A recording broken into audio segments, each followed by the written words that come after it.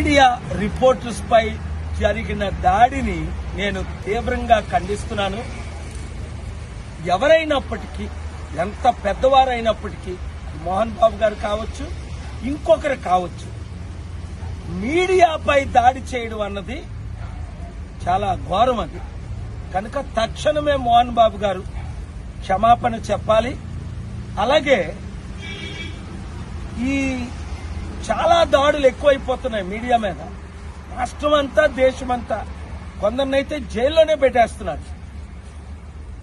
దీని కొరకు ప్రజాస్వామ్యంలో మీడియా బ్రతుకుంటేనే మనం బ్రతుకుండేది.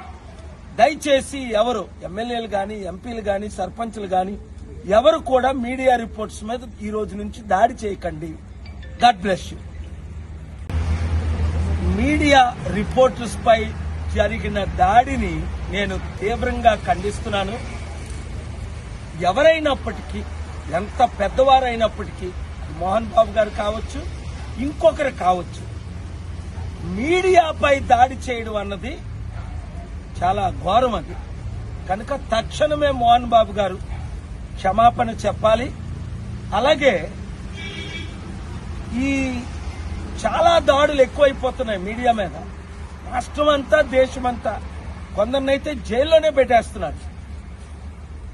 దీని కొరకు ప్రజాస్వామ్యంలో మీడియా బ్రతుకుంటేనే మనం బ్రతుకుండేది. దయచేసి ఎవరు ఎమ్మెల్యేలు గాని, ఎంపీలు గాని, సర్పంచ్లు గాని ఎవరు కూడా మీడియా రిపోర్ట్స్ మీద ఈ రోజు నుంచి దాడి చేయకండి. God bless you.